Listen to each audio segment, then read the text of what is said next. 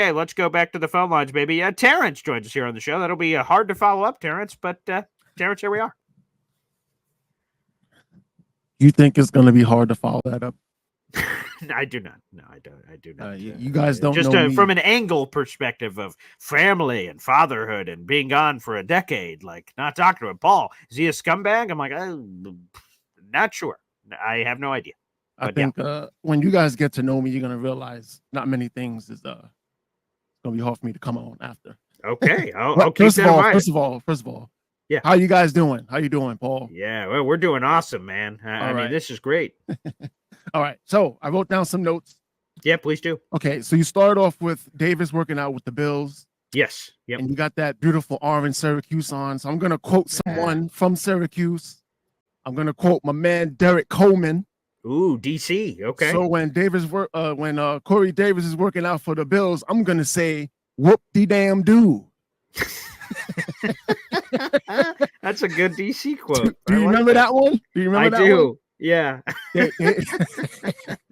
That's good. They were asking him about Kenny Anderson. Yeah. That he didn't make practice. And then they told him that he was at a strip club, and he was like, "Well, whoop de damn do."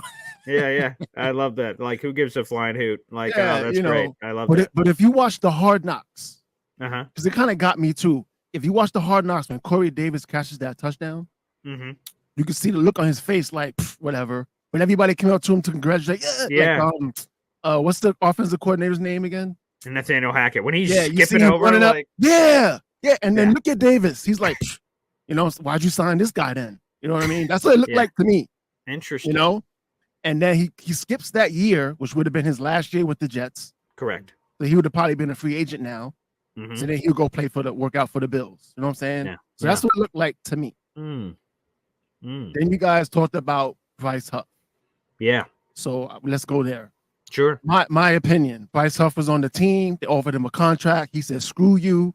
And so you want to screw us? Watch this. They draft McDonald. He goes, "You want to draft McDonald? Watch this." He gets 10 sacks. You know what I'm saying? And then that's so the bridge was burnt right after he denied that contract they tried to give him. You know what I mean? So everybody keeps bringing that up. That's fine, but just it's over. I mean, that's it. Yeah, it is. It's dead. And people do want to keep bringing that up for whatever the reason is. Again, he's gone. He's not thinking about us, I'm sure. He's counting his Benjamins in his bank account, and we've moved on to different matters. There's no doubt about it. So if you take that story and put it to the story with Reddick, the Jets are learning. Yeah. Don't bring in a guy from nowhere and pay him a lot and expect the players on your team to be happy. You know what I'm saying? Like this is a learning experience, And I said this, take care of your own guys. And like I told you, I think my first call on your show was with you and your dad, and I asked you guys, people that a franchise draft, if you draft a guy, you should be able to pay him whatever you want to keep him. Yes, right. Whatever. We talked about that. I agree with that take. And free agents should have a cap. So each team should have like a whatever cap that you can sign free agents. And once you become a free agent, you can't go back to that, pay whatever you want to stay. I think the NFL should go to that, and then it'll be a lot less of this. But, if the man comes back in week 8 and plays the rest of the season, I'm cool with it. I think we're forgetting that our defense is amazing. And one guy is not going to affect it that much. I mean, he will affect it, yes. But that much? I don't know, man.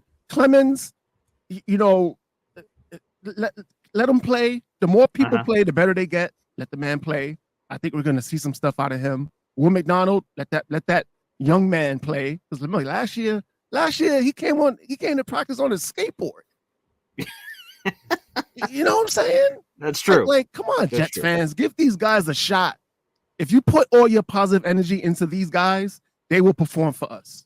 And by the way, you talk about the first 8 weeks of the schedule, right? So like he could come, after the first 8 weeks. Like, okay, San Francisco's tough, no question. Okay, Buffalo's tough, week 6.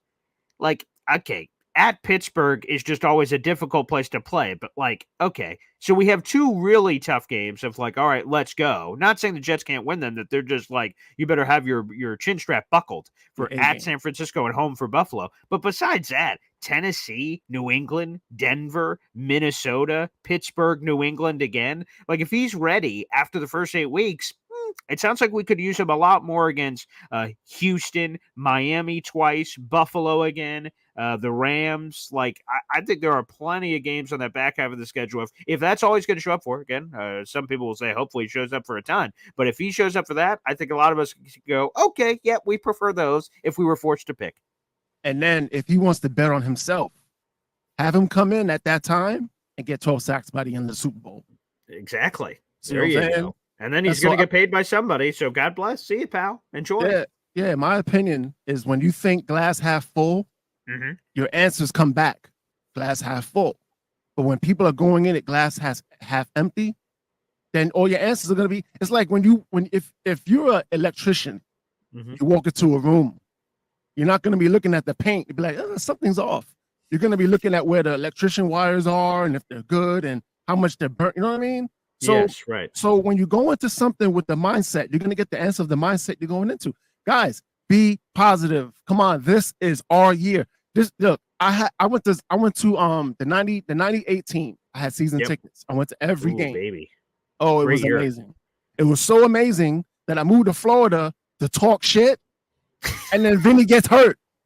So see what I'm saying? So I understand when it comes to being positive. Something like that happens, you get crushed. I get it.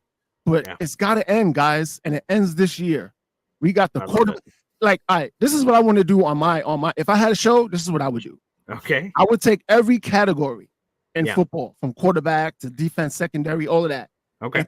And put the Jets on one side, and put the team they're going to play next on the other side, and ask the fans, who would you rather have, our quarterback or their quarterback? Their offensive line or our offensive line, and just keep going through. Like, you know how Madden. Ding, ding, ding. Yeah. Oh yeah. And I guarantee you, we will have more checks on our side than the other team practically almost every week. Yeah. So to sit here and worry about one guy, come on, guys. We're better than this. We are better than this as fans. Let's go. I love that, Terrence. Love it. Thanks for calling in, brother. All right. Good morning, everybody. All right. There you go. Terrence.